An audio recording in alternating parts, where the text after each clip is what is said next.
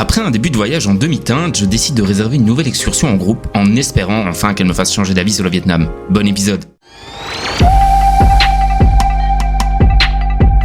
Keep Your Wings, le podcast. Chapitre 4. Espoir en eau trouble. Remis de ma dernière visite privée, je commence à douter de plus en plus du Vietnam. Déçu de mon guide et de l'ambiance de Ho Chi Minh, je me réfugie vers le sud en quête d'expérience.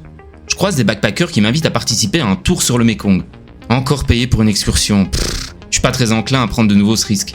Cependant, les quelques personnes que je rencontre me poussent à le faire et je finis, un peu par manque de plan, par accepter leur proposition. L'occasion pour moi de rencontrer également Bao. C'est un Vietnamien un peu plus jeune que moi, très souriant et avec une fougue à faire pâlir d'envie les petits vieux. Il ne parle pas un anglais exceptionnel, voire pas du tout pour être franc. Cependant, grâce à Google Traduction, nous parvenons tout de même à communiquer. Je décide d'en apprendre un peu plus sur lui. Il est en vacances pour le moment dans le sud, lui qui vient d'Hanoï. Passionné de cinéma, il est caméraman et bosse sur pas mal de tournages. Il me vante les qualités de Mr. Nobody, de Jaco van Dormael et connaît Bruxelles. très bel endroit pour tourner. Enchaîne-t-il pour m'expliquer qu'un de ses amis a la chance d'y séjourner dans le cadre de ses études. Il m'avoue également que la situation n'est pas forcément toujours simple, mais qu'il arrive parfois à trouver du travail au Vietnam. Parfois on le réquisitionne sur des films importants, des documentaires, et même des films de cul. Il me dit que je devrais me lancer dans cette industrie, parce que je suis blanc et qu'il recherche Des gens avec des grosses bites, pas comme les Vietnamiens. Je m'esclave face à sa proposition que je refuse évidemment, bien que l'idée m'ait traversé l'esprit. Un détail qui ne m'échappe pas, c'est à quel point cette excursion est touristique à crever. On vous vend des traversées idylliques, et au final on se retrouve dans un embouteillage marin. Des pirogues de tous les côtés, des coups de pagaie dans l'eau qui vous éclaboussent toute la gueule, des hurlements en vietnamien pour savoir qui va passer en premier. Je vois la tête de mes compagnons d'infortune qui sont ravis. Mais je ne peux m'empêcher de rire au vu du ridicule de la situation.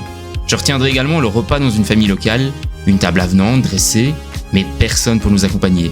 Les locaux agissent plus en serviteurs qu'autre chose et ne viennent pas partager un moment avec nous. Une déception une fois de plus qui me convainc totalement de ne plus jamais, au grand jamais, choisir d'excursions organisées et de voyager par moi-même. Cependant, tout n'était pas acheté dans cette visite. La traversée sur le Mekong, quant à elle, est opérée sur un bateau à moteur et est ponctuée de différents arrêts. Dégustation de fruits, visite de commerces locaux, noix de coco, fabrication de biscuits miel, ferme de crocodiles. La visite devient plus intéressante au fur et à mesure. Seul hic, le Mekong en lui-même. Une couleur verdâtre à faire pâlir la sambre. Bien que l'eau du Mekong soit peu avenante, la population s'en sert tout de même pour cuisiner, se laver et y jeter ses déchets. Environ 20 millions de personnes vivent dans le delta du Mekong. Et 60 millions dépendent de l'environnement naturel de ce système fluvial pour leurs moyens de subsistance. C'est ce qu'indique l'administration de l'environnement. Pourtant, le réchauffement climatique et la pollution constituent un sérieux handicap dans la vie de ces 60 millions de personnes. En 2018, le taux de pollution dans l'air à Ho Chi Minh était évalué à 94,60, selon un sondage mêlant opinion et données scientifiques, soit la 6e ville la plus irrespirable du monde. La gestion des déchets y est catastrophique, notamment dans la fameuse baie d'Along, qui est située au nord du Vietnam, et qui voit passer en moyenne 6 millions de touristes par an. Selon un article du journal Le Soir datant d'avril 2016, une entreprise belge aurait été appelée à la rescousse pour nettoyer ces dernières. Les autorités vietnamiennes ont lancé un ambitieux plan afin de mieux gérer la collecte et le traitement des déchets. Cependant, il faudra compter au moins une dizaine d'années pour la mise en place effective d'un tel projet. Et si la baie d'Along est visée par ce type d'initiative, elles sont malheureusement trop rares dans le reste du pays. Ici, on ne trie pas vraiment ces déchets. On empile tout dans un sac en plastique sans aucune distinction. Il n'est pas rare de croiser des tas de déchets sur le sol. Il existe également des dong nat ou des ve chai, qui sont des vendeurs de rue. Concrètement, ils essaient de faire du profit en revendant des pièces ou des parties réutilisables provenant de certains déchets.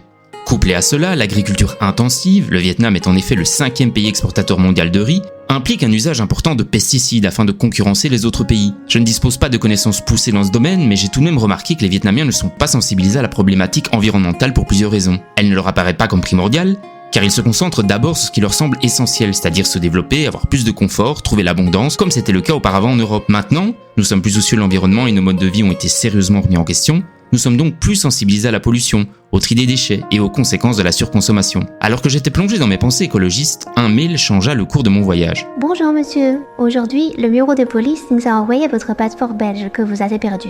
Si vous êtes encore à Taïwan, nous pouvons venir le chercher au bureau. Auriez-vous une autre solution pour le récupérer? Meilleures salutations. Alors que je pensais mon passeport invalide dû à mon passeport temporaire, une seconde nouvelle me percuta de plein fouet. Le passeport ordinaire est encore valable. On va le transmettre à notre ambassade à Hanoï en espérant que ça arrive à temps. L'ambassade est déjà au courant. Si vous n'arrivez pas à le récupérer à temps, on l'annulera et vous voyagerez avec le passeport temporaire jusqu'à ce que vous rentriez en Belgique pour faire une nouvelle demande. Toujours valide, à récupérer à Hanoï, ma destination finale avant de reprendre l'avion vers de nouvelles aventures, le timing parfait, couplé à une chance de cocu. Il était enfin temps que la roue tourne pour moi au Vietnam. Et c'est à partir de ce moment que le pays et ses habitants se sont enfin révélés à moi.